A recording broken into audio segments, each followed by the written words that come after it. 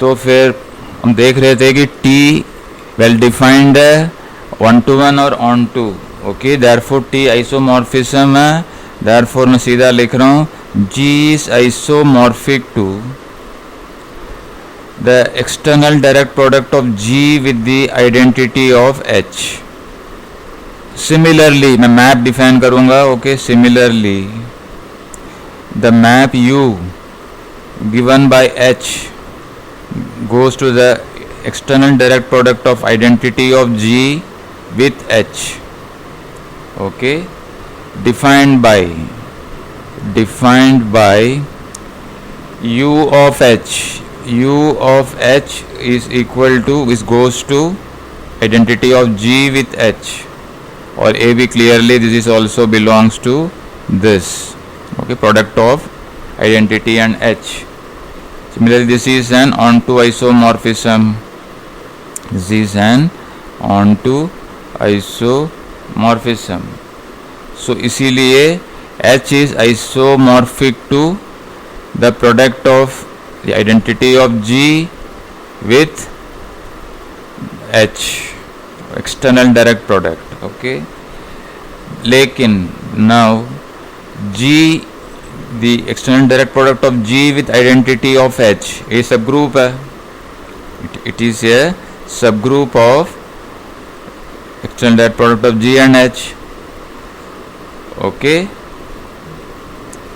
बस, so therefore G is isomorphic to a subgroup of, therefore G is isomorphic, so therefore G is isomorphic, so isomorphic to a subgroup of G, product of G and H, okay, so ये हमें चाहिए। इसके बाद एक और question, similarly for H also, okay, similarly H is isomorphic to the external direct product of identity with H, which is a subgroup of G and H, okay. अब इसी का एक और एक्सटेंशन हमें चाहिए फॉर साइक्लिक ग्रुप्स के लिए। देख लो, ये क्वेश्चन नंबर 17 174 8th एडिशन का क्वेश्चन है। ये क्या कहता है? ये कहता है अगर G product of G and external direct product of G and H is cyclic, then G and H both are cyclic, then G भी cyclic होगा और H भी cyclic होगा, और also cyclic.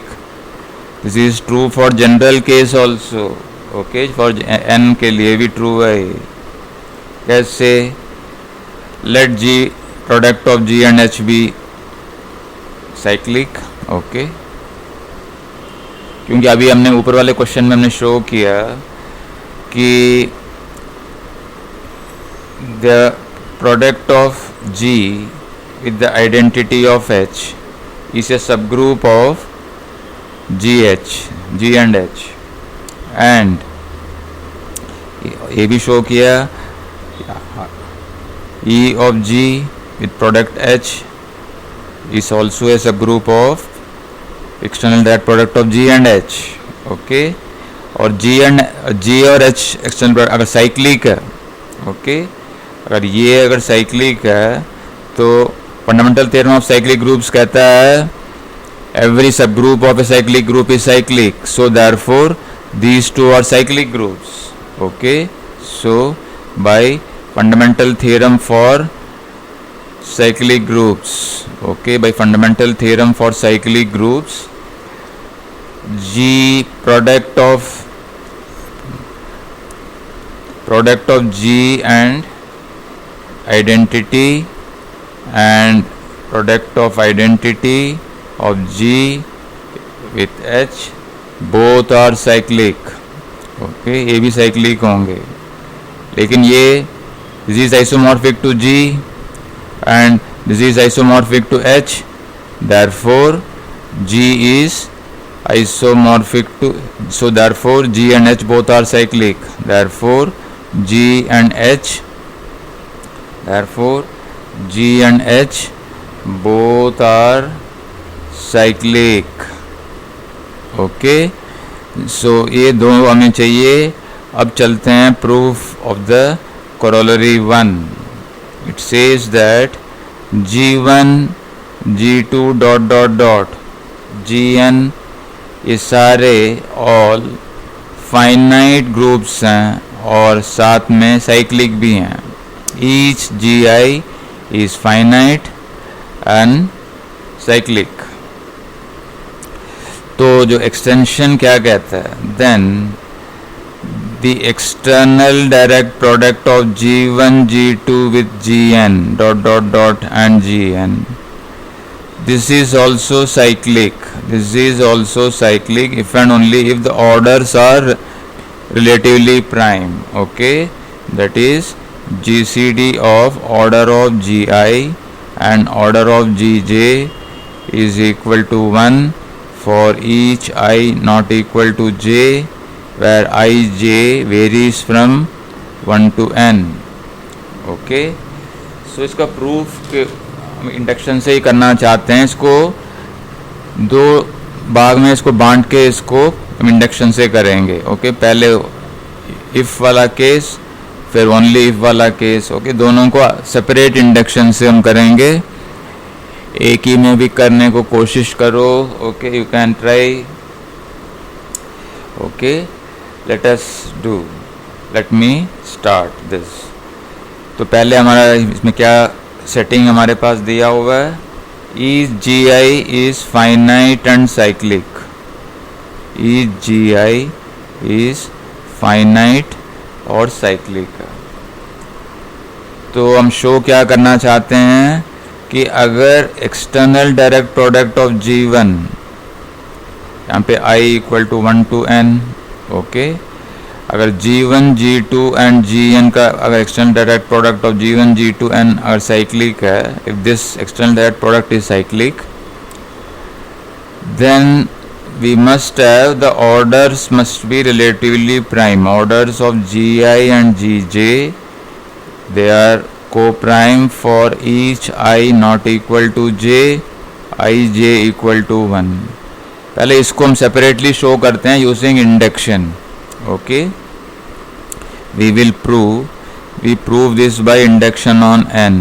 We prove it by induction on n.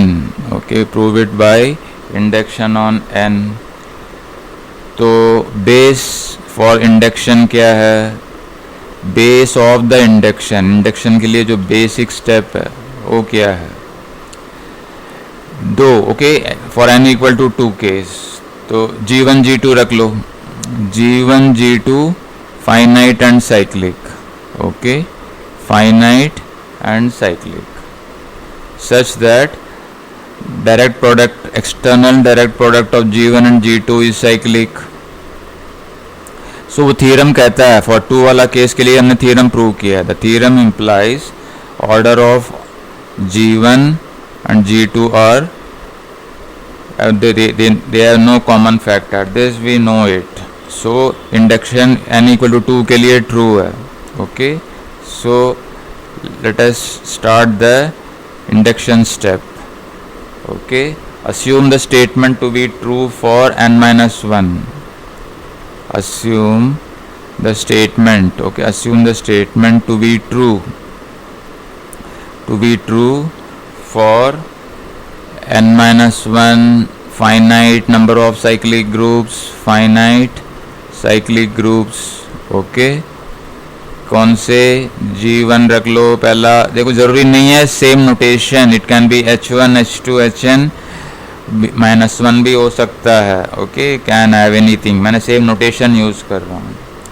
तो क्या statement है, तो कहता है कि अगर product of G1 G2 Gn-1 finite cyclic groups का अगर साइक्लिक है, तो this implies GCD of order of Gi and order of Gj, they are relatively prime for each I not equal to j.